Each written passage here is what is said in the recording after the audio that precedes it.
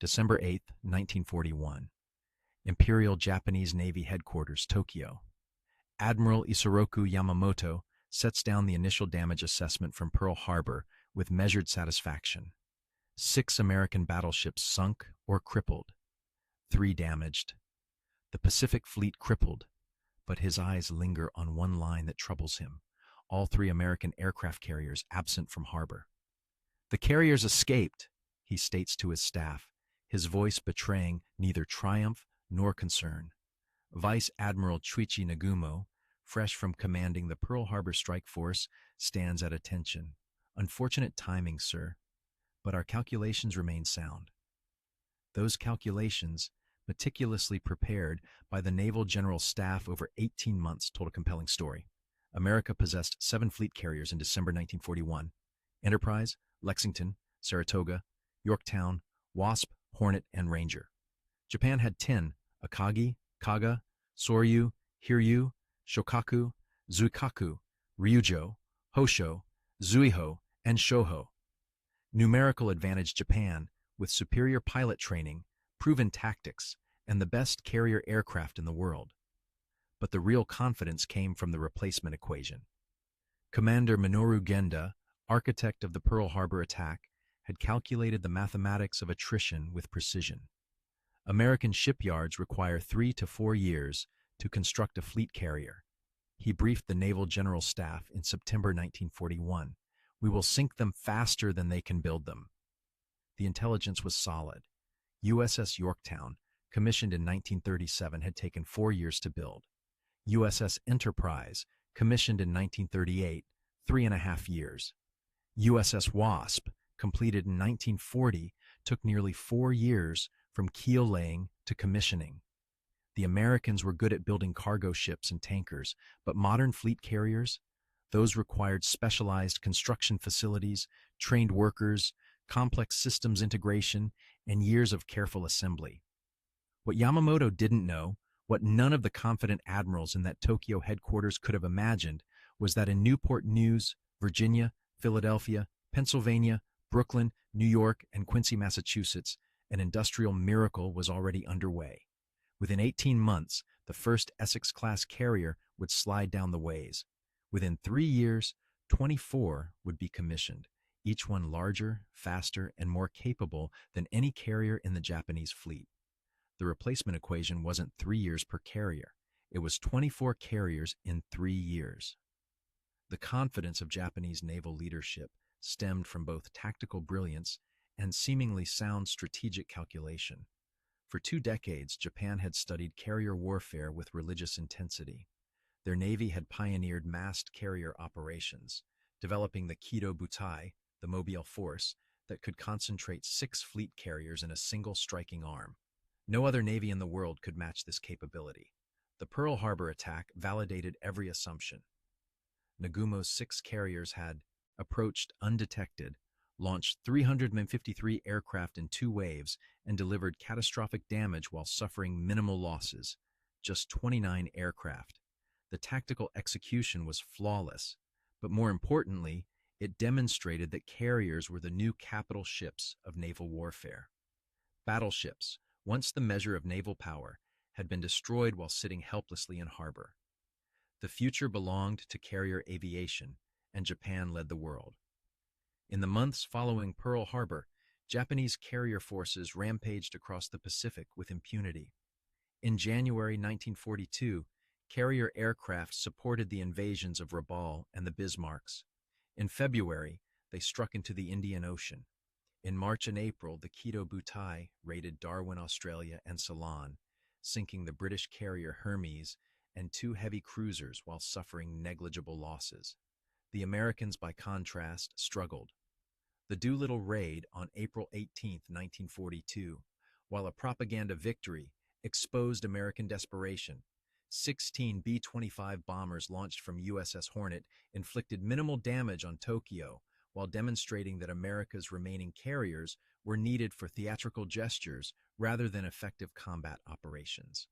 Japanese newspapers mocked the raid as a do-nothing gesture that accomplished nothing militarily while forcing the Americans to risk their precious carriers.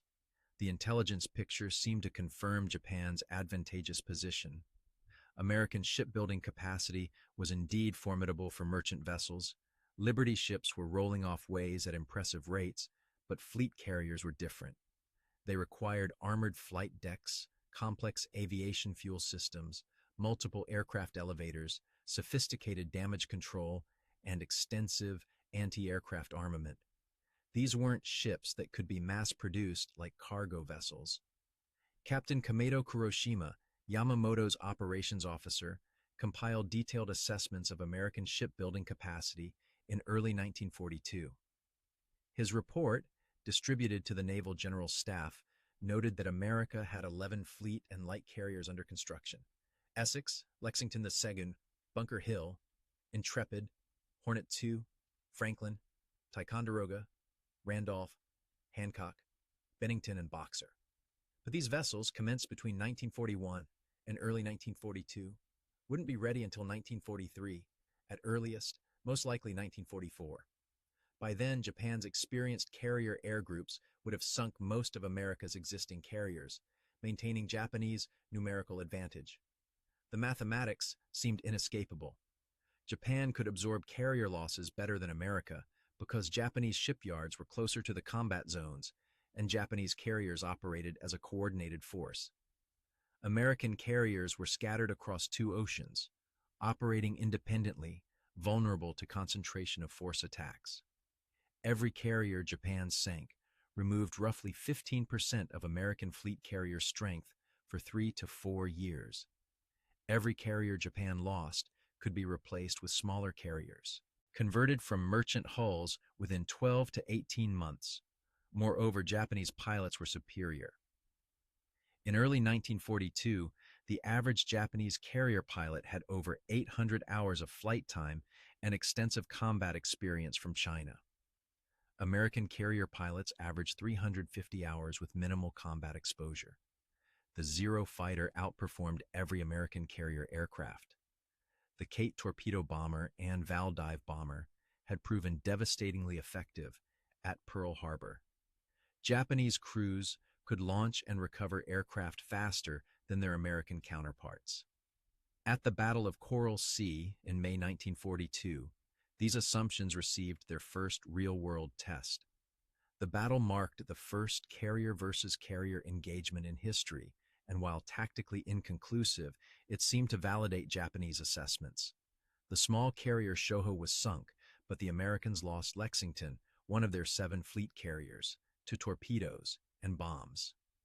Yorktown was heavily damaged. The trade favored Japan. Lexington was a 33,000-ton fleet carrier with 80-plus aircraft. Shoho was a 12,000-ton light carrier with 30 aircraft. Japan had traded its smallest carrier for America's second largest.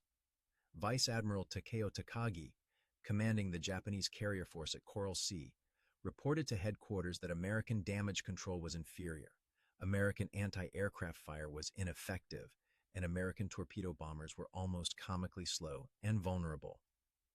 His assessment concluded that Japanese carriers could sink American carriers at an acceptable exchange ratio while maintaining numerical superiority through superior construction rates and force concentration. When Yorktown limped into Pearl Harbor on May 27, 1942, Japanese intelligence estimated it would require 3 to 6 months of repair. The carrier had taken a bomb through the flight deck that penetrated 3 levels. Fires had raged throughout the hull. Structural damage was extensive. American shipyard capacity, while impressive for basic repairs, couldn't work miracles on complex warship damage. Yorktown would be out of action for the crucial summer months of 1942. What Japanese intelligence didn't realize was that 1,400 Pearl Harbor Navy Yard workers were about to accomplish a repair job estimated at 90 days in just 72 hours. And what no Japanese analysts suspected was that at the Newport News Shipbuilding and Dry Dock Company, the first Essex-class carrier was just 8 months from launch, with the assembly line production methodology already accelerating construction of 11 more. June 4, 1942. 320 miles northwest of Midway Island. Dawn breaks over the Pacific. Vice Admiral Nagumo stands on the bridge of carrier Akagi, flagship of the Kido Butai. Four fleet carriers, Akagi, Kaga, Soryu, Hiryu, steam in perfect formation, their combined air power representing the most formidable naval striking force ever assembled. Below decks, crews prepare to arm aircraft for the second strike on Midway Island. The morning's first attack has damaged the American base, but not destroyed it. A second strike is necessary. At 7:28 a.m., a scout plane's report crackles through the radio. 10 enemy surface ships sighted, bearing Euro 10 degrees, distance 240 miles, course 150 degrees, speed 20 knots. The message transforms everything. American carriers, Nagumo had expected them much farther east, possibly days away. Now they're within striking range. But his aircraft are configured for ground attack against Midway, armed with bombs for land targets. Torpedoes and armor-piercing bombs for ships are in the magazines below. Changing the armament means rolling aircraft back into hangars, removing bombs, installing torpedoes, spotting aircraft on deck for launch. Minimum time, 1 hour. What Nagumo doesn't know is that USS Enterprise, USS Hornet, and the supposedly crippled USS Yorktown are already launching their strike forces.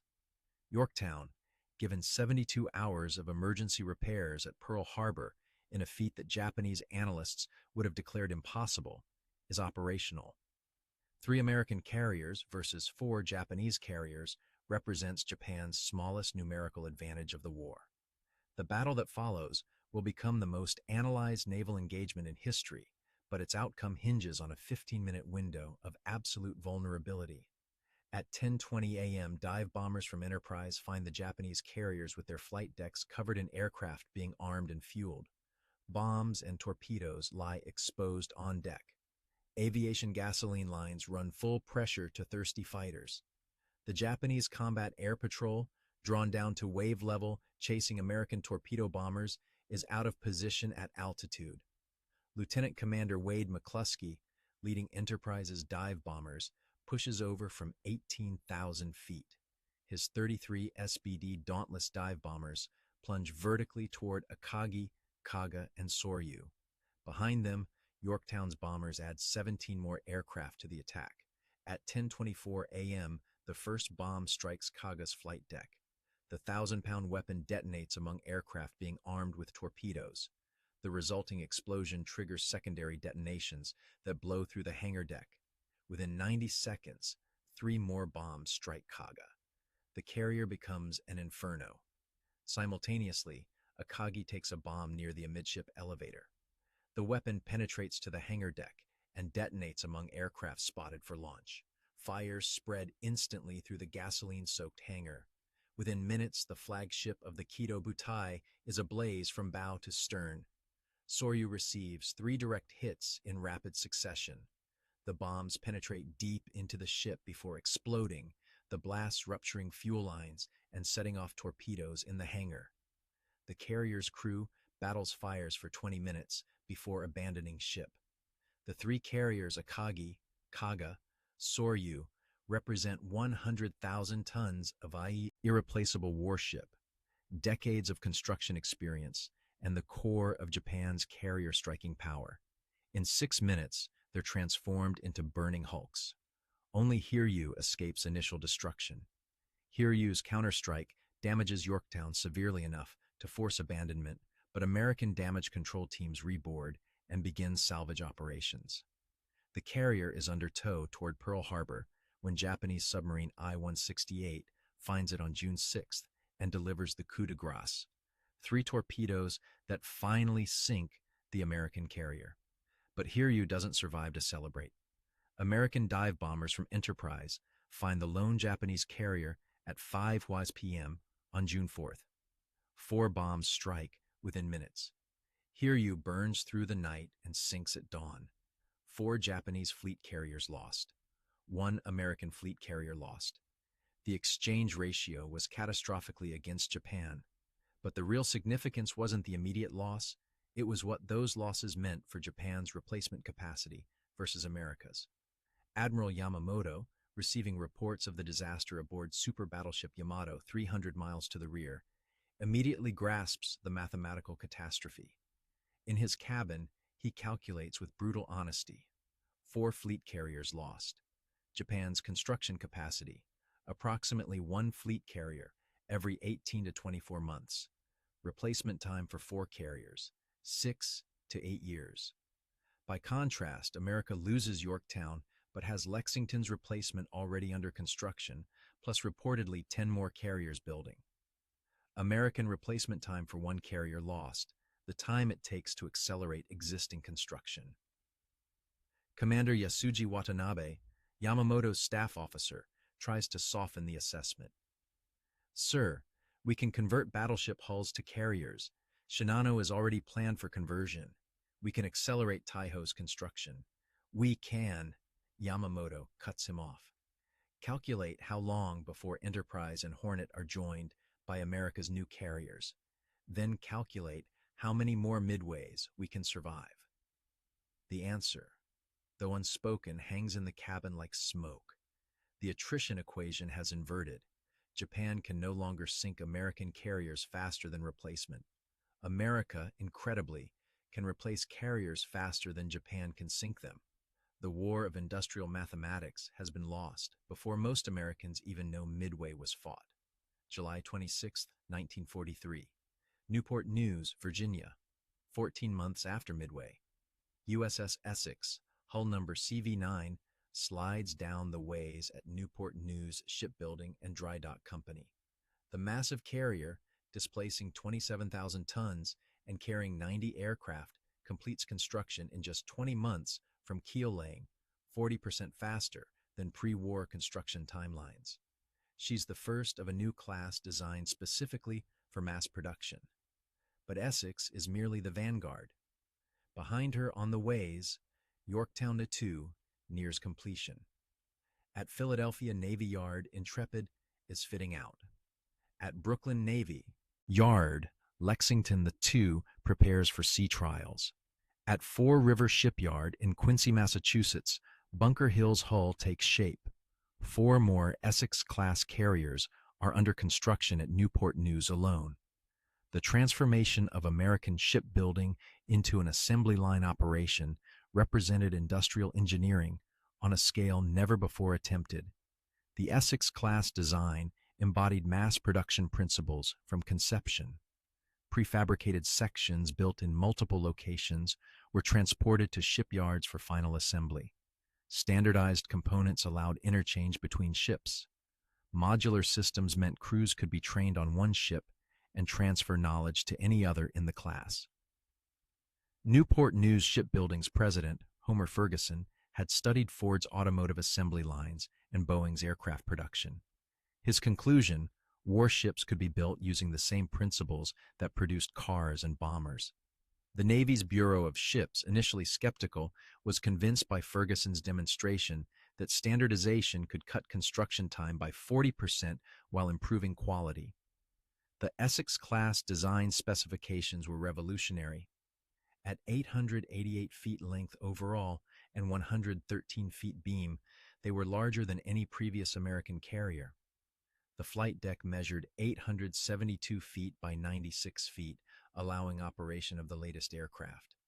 4 steam catapults could launch aircraft in rapid succession. 3 aircraft elevators moved planes between hangar and flight deck in 30 seconds. The hangar deck could accommodate 90 aircraft, more than entire air groups of earlier carriers. But size alone didn't explain the production miracle. The key was systematic application of mass production principles to complex warship construction. Each Essex-class carrier required 26,000 tons of steel plate, 750 miles of electrical cable, 250 miles of piping, and 50,000 separate components. Traditional shipbuilding constructed these elements sequentially: hull, then decks, then machinery, then systems, then equipment. Construction time, 3 to 4 years. The Essex-class program revolutionized this approach. Hull sections were prefabricated in enormous building sheds, complete with welded-in equipment foundations, piping runs, and cable trays. These sections, weighing up to 60 tons each, were craned into position on the ways and welded together. Machinery, boilers, turbines, generators was installed as modules, pre-assembled and tested before installation. Systems were integrated during construction rather than after launch. The workforce transformation was equally impressive. In 1940, Newport News employed 12,000 workers. By 1943, 45,000 workers operated across 3 shifts. Women comprised 38% of the workforce, working as welders, electricians, pipe fitters, and crane operators. African Americans, previously restricted to menial positions, worked as skilled tradesmen alongside whites. The workforce that couldn't build a fleet carrier in under 3 years in 1940 was completing Essex-class carriers every 3 to 4 months by 1943. Japanese intelligence, tracking American carrier construction through neutral observers and published ship movement reports, initially refused to believe the data. Commander Toshikazu Omai, assigned to analyze American shipbuilding capacity for the Naval General Staff, submitted reports in late 1943 showing 8 new American carriers commissioned that year. His superiors accused him of accepting American propaganda as fact. Impossible construction rates, one admiral noted on Omai's report. Americans exaggerate everything, divide by 2 for realistic estimates. But the carriers weren't propaganda. They were steel, steam, and aircraft, and they were arriving in the Pacific in terrifying numbers. USS Essex, commissioned December 31st, 1942. USS Yorktown, thus 2, commissioned April 15th, 1943. USS Intrepid, commissioned August 16th, 1943. USS Hornet Seku, commissioned November 29th, 1943. USS Lexington, thus 2, commissioned February 17th, 1943. USS Bunker Hill, commissioned May 24th, 1943. USS Wasp II, commissioned November 24, 1943. USS Hancock, commissioned April 15, 1944. By mid-1944, the Essex-class construction program was operating at peak efficiency. Newport News, Philadelphia Navy Yard, Brooklyn Navy Yard, and Fore River Shipyard were each completing carriers every 90 to 120 days. The bottleneck wasn't steel or construction time, it was training crews and producing aircraft fast enough to equip them. Each carrier required a crew of 3,400 officers and enlisted men. Training programs at naval training stations from Great Lakes to San Diego were graduating thousands of qualified personnel monthly. Specialized schools taught radar operators, fighter directors, aircraft handlers, and aviation mechanics. The pipeline produced trained crews faster than shipyards produced carriers. Aircraft production matched carrier construction. Grumman's F-6F Hellcat fighter, designed specifically for Essex-class carriers, entered production in October 1942. By mid-1943, Grumman was producing 600 Hellcats monthly. The Curtiss SB-2C Helldiver dive bomber and Grumman TBF Avenger torpedo bomber production lines ran at similar rates. Each Essex-class carrier embarked 96 aircraft, 36 Hellcats, 36 Helldivers, and 18 Avengers with 6 spares. This required monthly production of over 1,000 carrier aircraft just to equip new carriers, with thousands more needed as attrition replacements. The Japanese, meanwhile, struggled with catastrophically declining carrier capacity. Midway's losses were irreplaceable in any meaningful time frame. Shinano, converted from a Yamato-class battleship hull, wouldn't commission until November 1944 and would be sunk 10 days later by submarine. Taiho, designed as Japan's answer to the Essex-class, took 4 years to build and would be sunk within months of commissioning. Smaller carriers converted from merchant hulls lacked the speed, aircraft capacity, and damage resistance of fleet carriers. More critically, Japan's industrial capacity was collapsing under American submarine warfare and strategic bombing. The Essex-class carriers required massive amounts of specialized steel, aluminum, and electronics. By 1943, Japan faced critical shortages in all these materials. The Taiho's construction repeatedly delayed due to steel shortages. Smaller carriers entered service with incomplete systems because electronics production couldn't keep pace. The qualitative gap widened as dramatically as the quantitative gap. Essex-class carriers featured radar-directed fighter control, allowing combat information centers to vector fighters onto incoming attacks with precision. Japanese carriers lacked equivalent radar systems, relying on visual lookouts. American damage control systems, incorporating lessons from Yorktown and Lexington, included redundant systems, extensive compartmentalization, and firefighting equipment far superior to Japanese designs. Essex-class carriers could absorb damage that would sink earlier American carriers and continue operations. The aircraft gap was even more pronounced.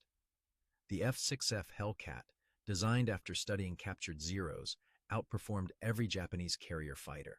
It was faster, more heavily armed, better protected, and available in unlimited numbers.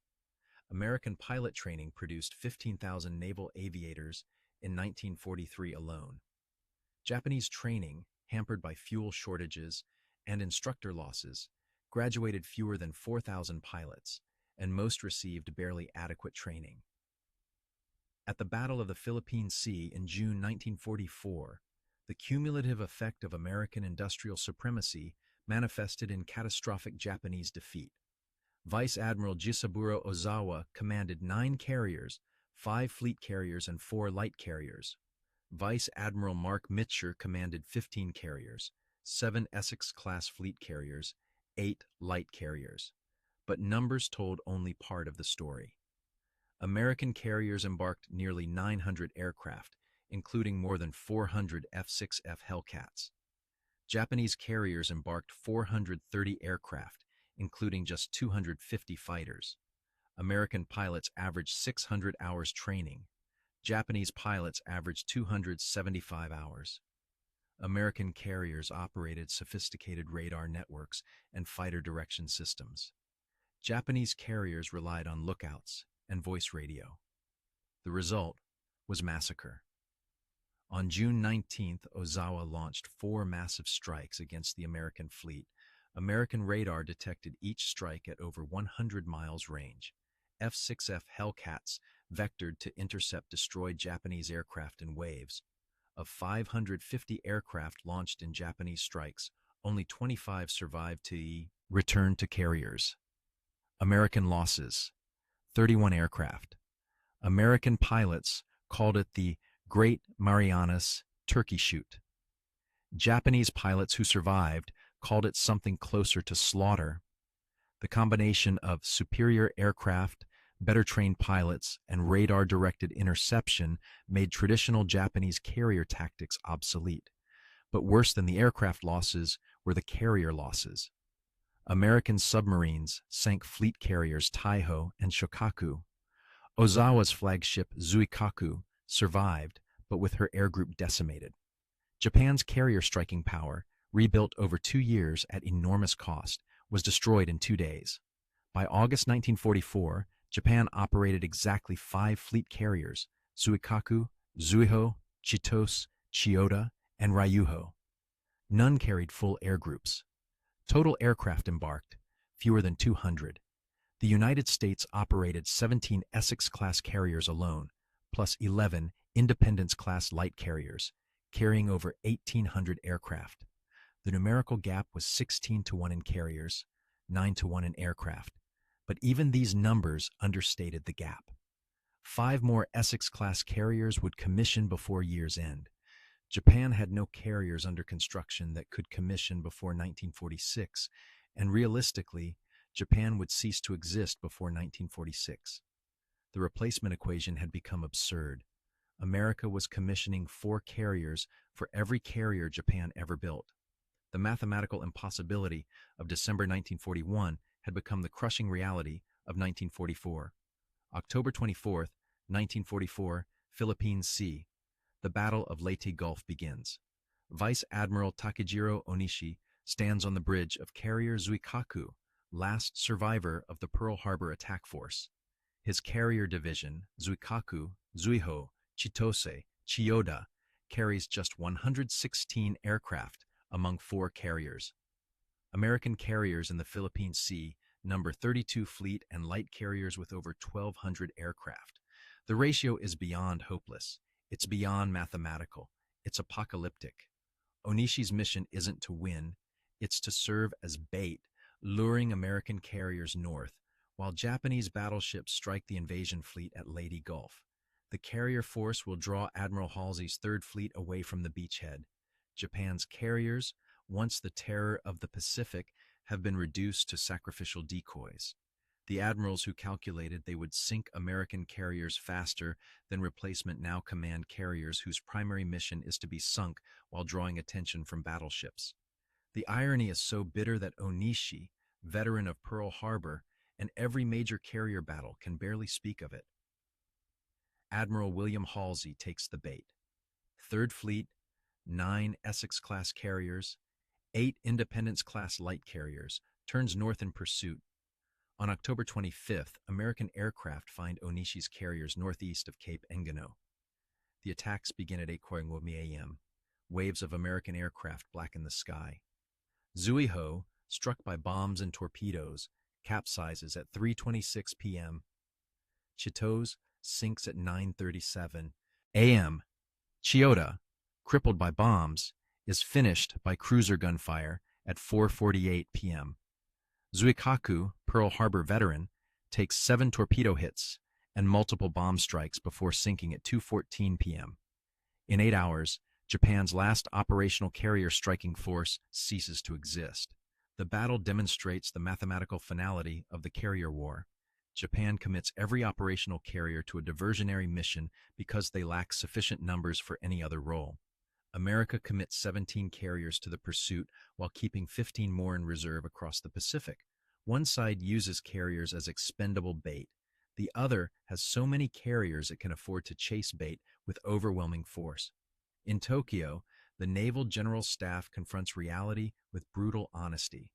Captain Atsushi Oi, Staff Officer for Operations, compiles the final assessment in November 1944.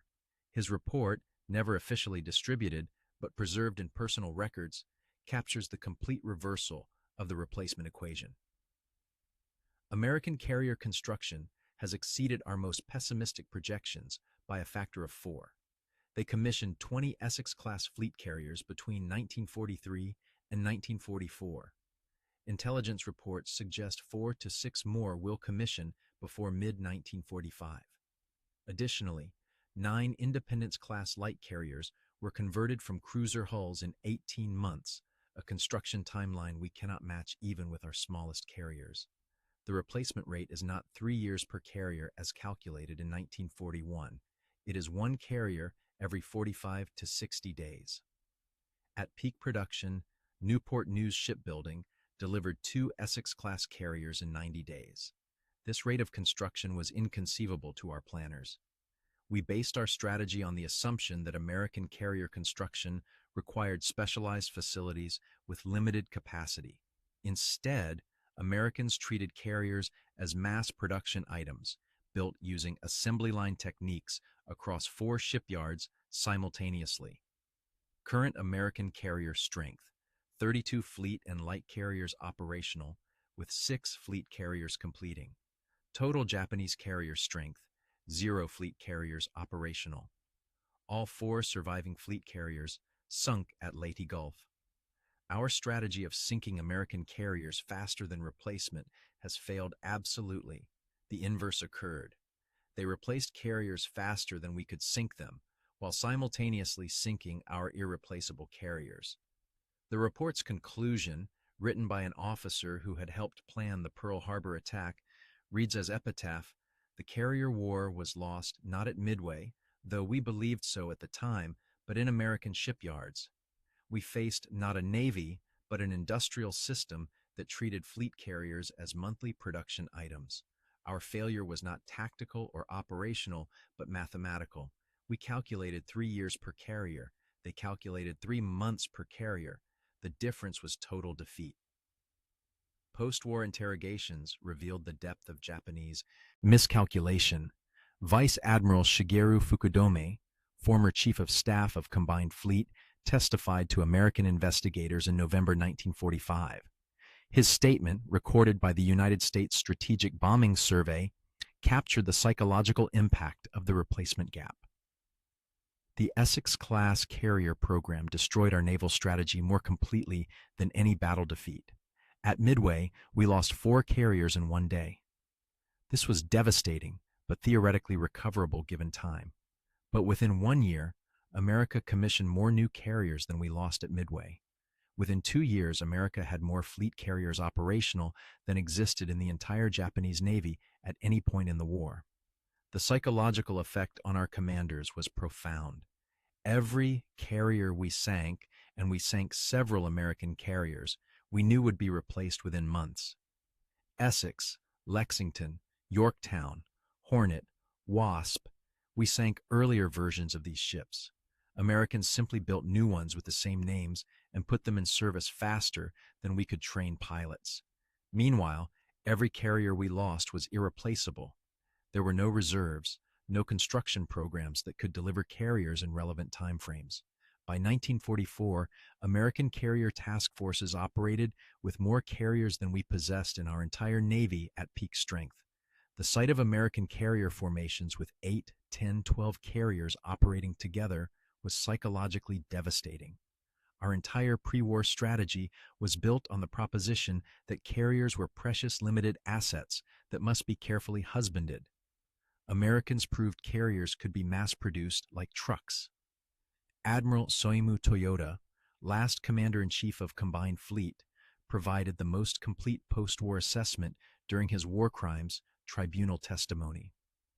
His November 1945 statement acknowledged the fundamental miscalculation. Our December 1941 calculations were based on false assumptions about American industrial capacity. We knew America possessed greater industrial potential than Japan. This was obvious and undeniable. But we assumed shipbuilding operated under different rules than automobile or aircraft production. We assumed fleet carriers required such specialized construction that even American industrial capacity couldn't accelerate their production significantly. This assumption was wrong. Americans applied mass production principles to carrier construction with results we found impossible to believe, even when confronted with evidence. Intelligence reports in 1943 showing 8 new American carriers commissioned that year were dismissed as propaganda. When the count reached 16 carriers in 1944, we accepted that American industrial capacity exceeded human comprehension. The Essex-class program alone commissioned 24 fleet carriers between December 1942 and April 1946. 24 carriers of unprecedented capability, built in 3 to 4 years, using assembly line techniques. This represented more fleet carrier tonnage than existed in all the world's navies combined in 1941. One class of ship built by one nation exceeding the entire world's pre-war carrier capacity. Japan's total carrier construction during the war, 9 carriers of all types, most converted from other hulls. America's total carrier construction, 141 carriers of all types, including 24 Essex-class fleet carriers. The numerical advantage was 16 to 1. But more significantly, American carriers were larger, faster, better armed, better protected, and carried more aircraft than Japanese carriers. The qualitative gap matched the quantitative gap. We lost the carrier war in American shipyards. Our admirals made brilliant tactical decisions. Our pilots showed incredible bravery. Our engineers designed excellent carriers. But none of that mattered when facing an opponent who could lose carriers in battle and replace them the next month with better versions. The replacement equation, which we calculated so carefully in 1941, proved the decisive factor in the Pacific War. We were correct that carriers would determine victory. We were catastrophically wrong about replacement rates.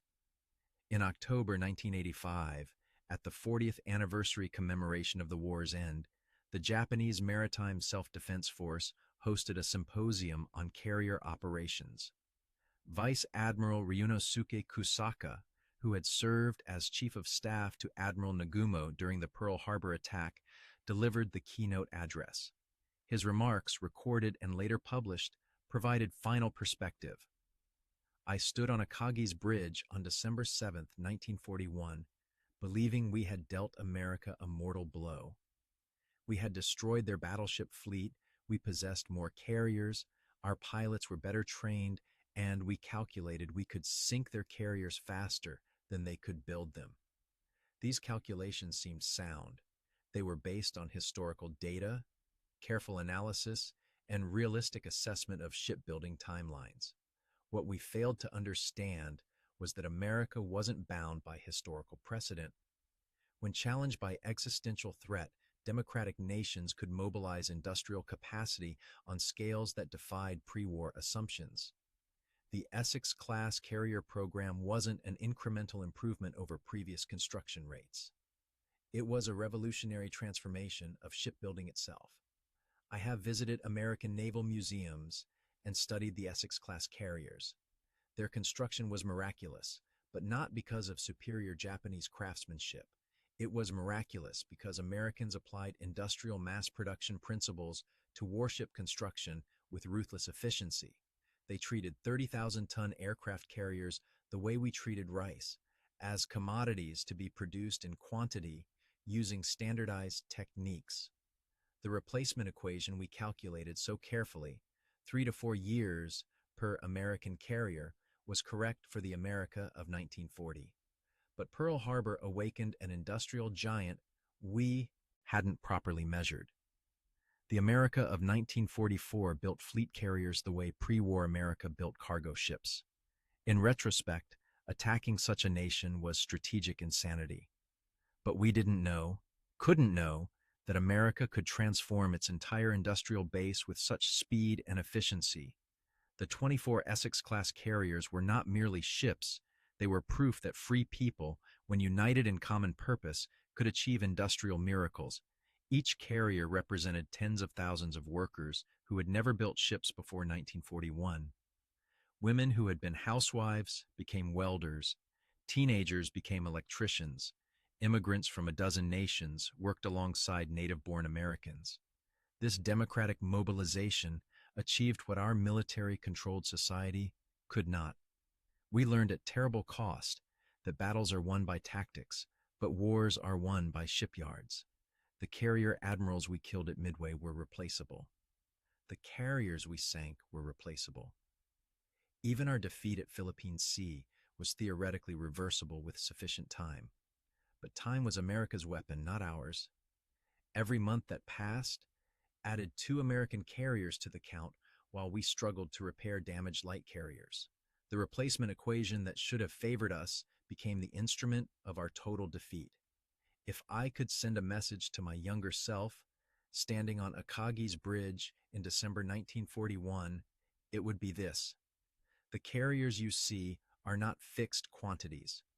America will replace every loss and add dozens more. The 3-year replacement timeline you calculated will become 3 months. The numerical advantage you believe decisive will invert completely. By war's end, America will operate more carriers than all other nations in history combined. But I couldn't send that message and wouldn't have believed it if I received it. The America of 1940 couldn't build Essex-class carriers at monthly intervals. But the America of 1943 did exactly that. They didn't just defeat us in battle, they buried us under an avalanche of industrial production that made battle outcomes irrelevant. The Essex-class carrier program ended with 24 ships commissioned between December 1942 and April 1946. Final ship, USS Lake Champlain, commissioned June 3, 1945, too late for war service, but proof that American production continued at full pace until surrender. Total construction time for 24 fleet carriers, 40 months. Average construction time per ship, under 20 months from keel to commission. These carriers displaced 650,000 tons combined, carried over 2,000 aircraft, and embarked over 80,000 officers and crew. The Essex class alone exceeded the combined carrier tonnage of every other navy in the world. Individual ships remained in service through the 1970s, several through the 1990s. USS Lexington, commissioned in 1943, served as training carrier until 1991, a 48-year service life. But the program's significance transcended individual ships. It demonstrated that complex warships could be mass-produced using assembly line techniques. It proved that democratic societies could mobilize industrial capacity on scales that defied authoritarian calculations. It showed that replacement rates, not initial advantage, determined long-term military outcomes, and it demolished the Japanese assumption that carriers were irreplaceable assets requiring years to construct. Japanese admirals calculated they would sink American carriers faster than replacement. They were correct that carrier warfare would decide the Pacific War. They were catastrophically wrong about American shipbuilding capacity. The replacement equation that should have guaranteed Japanese victory became the instrument of absolute defeat. December 8, 1941, Admiral Yamamoto stood in Tokyo headquarters calculating carrier losses and replacement rates. His calculations, careful and thorough, predicted American carrier construction at 3 to 4 years per vessel. By this timeline, every carrier Japan sank removed an American vessel from service until 1944 or 1945. Time favored Japan. By December 1943, 9 new American fleet carriers were operational, with 8 more building. The replacement timeline wasn't 3 years. It was 3 months at peak production.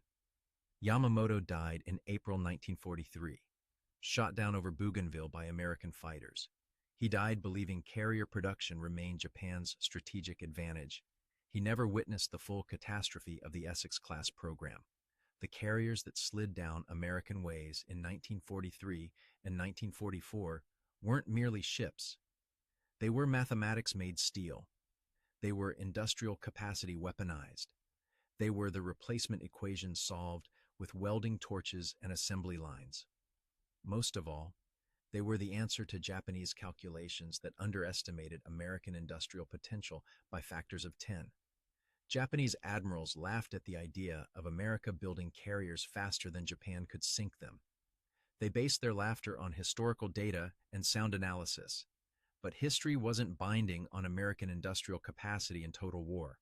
Within 3 years, 24 Essex-class carriers proved that calculations based on peacetime precedent meant nothing when democratic nations mobilized completely. The replacement equation that predicted Japanese victory became the equation of absolute defeat. Not 3 years per carrier, but 24 carriers in 3 years. Not careful construction of irreplaceable assets, but mass production of standardized designs. Not husbanding precious carriers, but operating them in groups that exceeded pre-war estimates of global carrier capacity. The mathematics were simple, brutal, and decisive. Japan calculated wrong. America calculated right. And the Pacific War was decided not in carrier battles, though battles seemed decisive, but in the shipyards where Essex-class carriers rolled down the ways every 90 days, each one proof that Japanese admirals had miscalculated catastrophically about the nation they chose to attack.